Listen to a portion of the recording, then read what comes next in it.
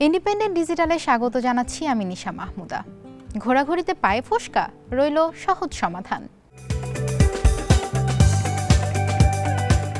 বিশেষ কোনো অনুষ্ঠানে কিংবা ঘোরাঘুরিতে নতুন জামার সাথে চাহিদা থাকে নতুন জুতার, কিন্তু প্রায়ই নতুন জুতা পরতে হয় বিপাকে।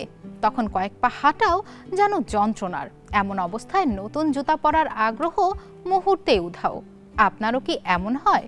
অথচ এই সমস্যার সমাধান একেবারে হাতের কাছেই।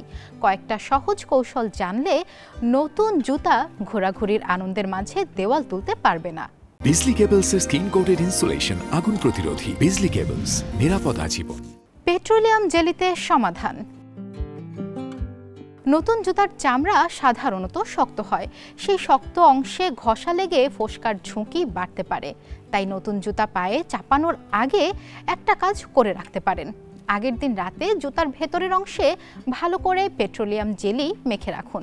এতে চামড়া নরম হবে আর পায়ের ত্বকের সঙ্গে ঘষা লাগবে না। পরের দিন বেরোলে বুঝতেই পারবেন পার্থক্য। নারকেল তেলও বেশ কাজের।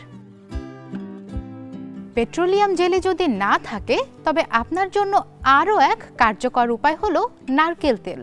আগের রাতেই জুতার গোড়ালির দিকে আঙুলের পাশ বা যে জায়গাগুলোয় বেশি চাপ পড়ে সেখানে অল্প করে নারকেল তেল মেখে রাখুন। চাইলে সকালে বেরোনোর আগে দ্রুত তেল মেখেও নিতে পারেন।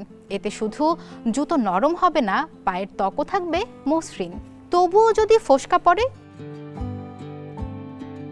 যদি আপনার পায়ে ফোসকা পড়ে তবে প্রথমে ব্যথার জায়গাটা পরিষ্কার করে সেখানে ব্যান্ডেজ বেঁধে নিন।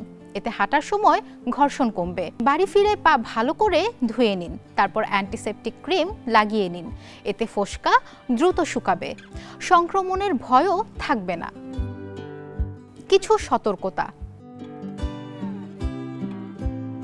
নতুন জুতা একদিনেই ঘন্টার পর ঘন্টা পরে হাঁটবেন না। প্রথমে অল্প সময়ের জন্য পরে দেখুন। পা ও জুতা পরস্পরের সঙ্গে মানিয়ে নিতে সময় নেয়। যাদের পায়ে ফোসকা পড়ে গেছে তারা কিছু দিনের জন্য হালকা চটি বা স্যান্ডেল পরে নিন। এতে বাতাস চলাচল করবে, পায়ের ক্ষতও দ্রুত সারবে। আর ঘোরাঘুরি যেমনই হোক, পায়ের আরামটাই আসল। তাই নতুন জুতা পরার আগে সামান্য যত্ন নিন। ব্যাগে রাখুন পেট্রোলিয়াম জেলি, নারকেল তেল আর ছোট্ট এক প্যাকেট ব্যান্ডেজ।